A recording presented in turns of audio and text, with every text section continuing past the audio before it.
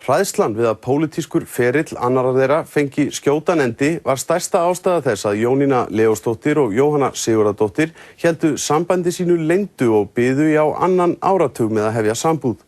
Feluleikurinn reyndi mjög á þær báðar og í dag segist Jónína sjá eftir þeim tíma sem hún eyddi í feluleikinn.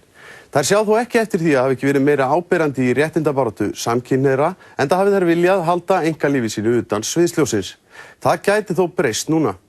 Kastljós ræddi við Jónínu Leósdóttur sem skrifar sögu þeirra Jóhönnu í nýrri bók. Við hefðum eiginlega ekki átt að kynnast því að við vorum, það náttúrulega 12 ár á milli okkar og við erum mjög ólíkar, með mjög ólík áhugamál og vorum svona að fara ólíkar leiðir í lífinu. Þannig að í raun og veru ættum við ekki að hafa kynnst. En það gerðist þannig að Vilmundur Gylfason klauf sig út úr Alþýðuflokknum þar sem Jóhanna var þingmaður með honum. En Vilmundur var að reyna að fá fyrrverandi manni minn og þáverandi mann 1983 til að fara í framboð. Og það gekk ekki og hann sagði alltaf nei. Þannig að Vilmundur í síðasta samtali kvöldið áður en þetta var alltaf að brenna inni sagði, Jón, þú átt góða konu það ekki?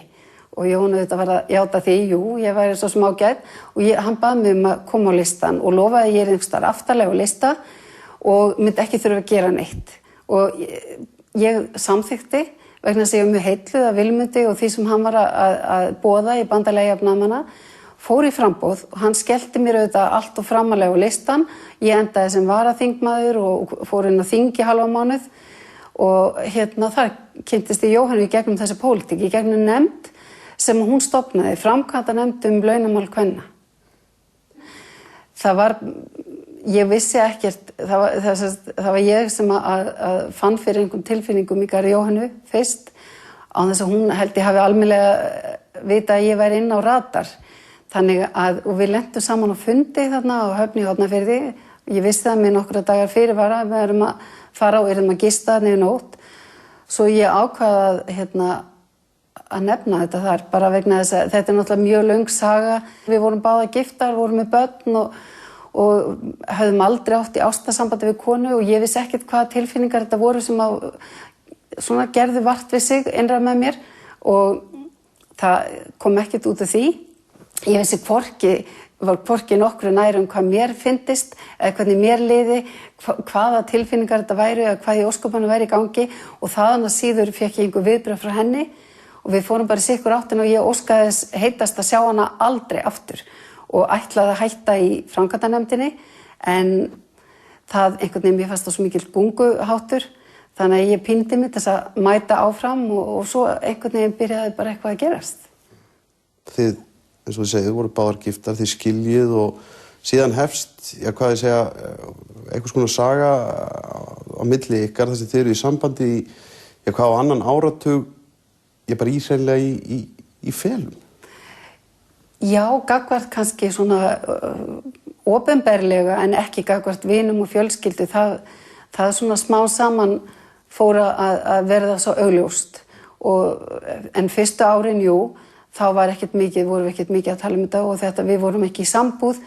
Þetta Höfn í Hornafirði dæmi gerist vorið 1985 og við förum í sambúð árið 2000.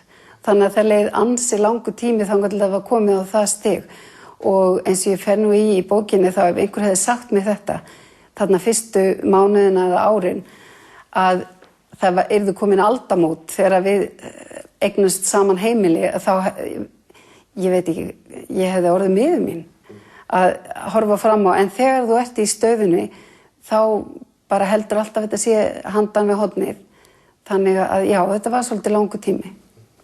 Þetta hlýtur þá að hafa verið svolítið erfitt?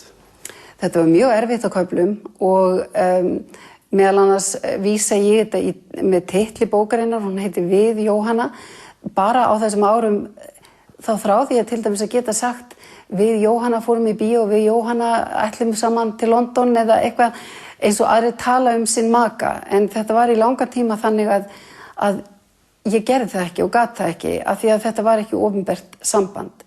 Þannig að það var margt sem var erfitt og maður þráði og þetta tók á virkilega og sérstaklega sko vegna þess að ég var í allt annari stöðu heldur en hún, ég var blaðamaður og rithöfundur og það hefði ekki haft svo mikil áhrif held ég, allavega mat ég það þannig á mitt starf þó að fólk hefði vitað að ég ætti maka sem væri af sama kyni, en það var allt annað í pólitík. Ja, sko, þið töldu þá fullvíst og telur þú enn sjálfa að þetta hefði orðið til þess að rústa þessu stjórnmálaferli Jóhönnu ef að þið hefðu tekið þetta skref einhvern tímann fyrir aldamót fyrir en þið í raun gerðu það?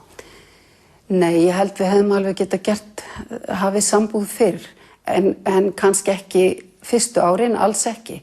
Því að það er svo auðvelt að halda það núna af því það fyllist bærinn hérna einu svona árið með fólki sem fyrir Gay Pride, ömmur og afar og systkini og börn og allir mæta og þetta svo eðlilegt og það eru konar svo mikla réttabætur og öllum svona laga ákvæðum fullnægt að þá hætti mann til að gleyma hvernig þetta var og þetta var ekki svona þegar við byrjum okkar samband þá eru engin lagaleg réttindi. Þá má ennþá án þess að það gerist nokkuð lagalegt í kjölfarið þá má mismunna fólki og svo náttúrulega pólitíkin mjög viðkvæm, þú ert að leita eftir umboði á 4 ára fresti og við vorum með dæmi erlendis frá meðal annars þarna bara fljótlega eftir við kynnumst þá var okkur gefin bók norska þingkonu sem kom úr felum og hennar frami, hann fór bara niður og við og hún hrökklaðist út úr pólitík á örfáum árum. Þannig að við höfðum alveg dæmi hérna úr nágrannalandi þar sem að þetta hafði haft mjög erfiðar afleiðingar. En ég held hins vegar að við hefðum getað gert þetta fyrir og ég vildi og var alltaf að ýta á Jóhönnu en það var alltaf að koma prófkjör eða það var alltaf að koma kosningar eitthvað að vera og ég hafði auðvitað skilning á því og vildi ekki, því að það ekki nóg með það hefði verið erfitt fyrir hana ef eitthvað hefði gerst í kjölfar að við komum svona opinberlega fram að þá hefði ég líka þurft að lifa með því að ég bæri ábyrgð á því að hún hefði dottið út úr pólitík eða eitthvað slíkt. Það hefði ekki verið mjög gaman. Eftirsjá í þér yfir því eins og þú segir að þetta hefði getað gerst fyrir eða að þið hefði getað hagað þessu lífi ykkar öðruvísi að því að það fylgdi þessu þetta mikið álag? Já, auðvitað hefði maður bara viljað geta upplifað þessar tilfinningar í andrúmslofti og umhverfi eins og á Íslandi í dag. Og þá hefði þetta ekki verið það sama vandamál. Ég held reyndar að sé alltaf erfitt fyrir hvern einstakling að upplifa að hann ekki alveg í takt við meirihlutann eins og maður vex úr grasi með að halda að það verður pabbi, mamma, börn og bíll og svo allt í einu gerist eitthvað, þetta eitthvað öðruvísi á þér. En ég held auðvitað hefði það verið yndislegt að geta bara notið þessa tíma frá upphafi saman. Samband þeirra tveggja einkenndist af mikilli togstreitu sem fylgdi því að vera í felum og búa ekki saman. Áhrifin urðu þau að margoft slitnaði upp úr sambandinu. Í bók Jónínu má til dæmis sjá að ein slík sambandsslit hafi staðið yfir á meðan Jóhanna tókst á við miklar og erfiðar breytingar á stjórnmálaferli sínum.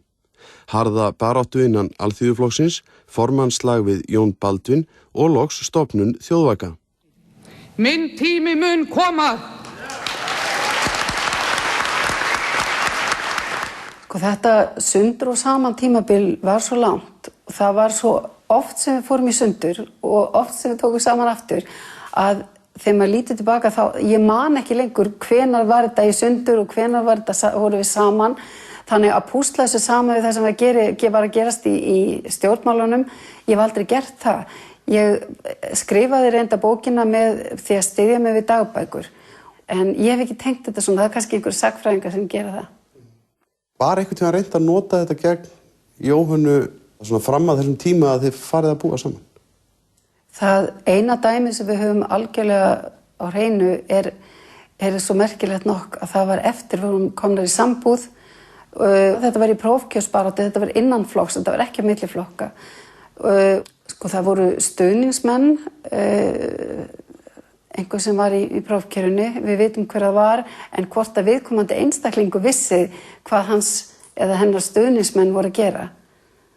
Það skal ég ekki segja um. Þú vilt ekkert segja mig hver það var? Nei. Jóhanna baðst undan viðtali vegna bókarinnar, en í eftirmála hennar tjáir hún sig í fyrsta sinn sjálfum kynhneigð sína, skilnað við eiginmann sinn og áratuga stormasamt samband þeirra Jónínu. Hún segir þar að ekki eingöngu hafi umhverfi og tíðarandi valdið þeim erfiðleikum. Hún beri þar líka ábyrgð. Árið 2006 skrifaði Jóhanna grein sem vakti nokkra athygli. Þar fordæmdi hún afstöðu kirkjunnar til hjónabanda samkynhneigðra. Tilefnið voru þessi orð biskups Íslands. Ég held að hjónabandi eigi það inni hjá okkur að við allavega köstum því ekki á sorphögin alveg án þess að hugsa okkar gang. Jú, hún hefur ekki mikið tjáð sig þessi mál, málefni samkynhneigðra, en þarna held ég nú bara að flestum hafi blöskrað og hún settist niður og skrifaði grein og vegna þess að þetta tilefni var náttúrulega heilmikið. Við erum báðar trúaðar og ég meira þess að þannig að ég ætlaði að vera prestur þegar ég var yngri, var alveg ákveðin í því í langan tíma og þannig að það skipti okkur máli hvernig kirkjan, sérstaklega þetta ríkiskirkja, hvernig hún lítur á samkynhneigð og við vitum ju hvað tók langan tíma að koma því í gegnum þessi í hinni ýmsu batteri í kirkjunar að þeir væru tilbúinir að samþykkja hjónabönd samkynhneigðra og þegar farið að tala af æðsta yfirvaldi kirkjunar öskuhauga í þessu sambandi þá auðvitað málið orðið alvarlegt. Sú afstaða Jóhönnu og Jónínu að opinbera ekki samband sitt eða taka með afgerandi hætti þátt í réttindabaráttu samkynhneigðra hefur jafnvel sætt gagnrýni.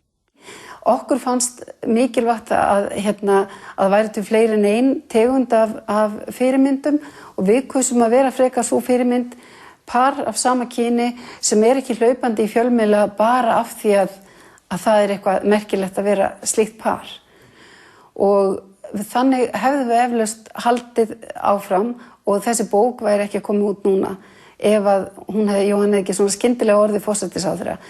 Og þetta varð alveg, maður bara misti stjórn á þessu máli. Við höfum getað haldið á litla Íslandi, haldið svolítið utan þetta og bara fengið skilning á því að fá að vera með okkar lífi í friði.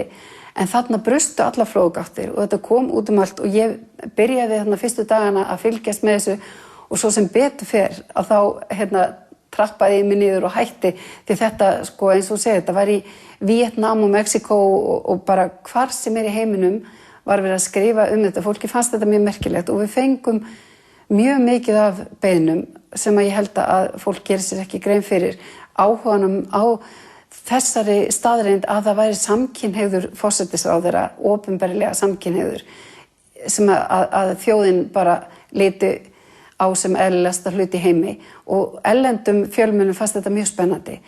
En það ekkert seint eftir þetta sem þessi hugmynd kemur fram að skrifa bók því það tekur jú tíma að skrifa svona bók og rifja upp líka erfiða tíma. Þannig að Jóhanna átti þessa hugmynd sem kom mér mjög óvart og það var daginn sem að við breyttum staðfestu samvistinni í hjónaband.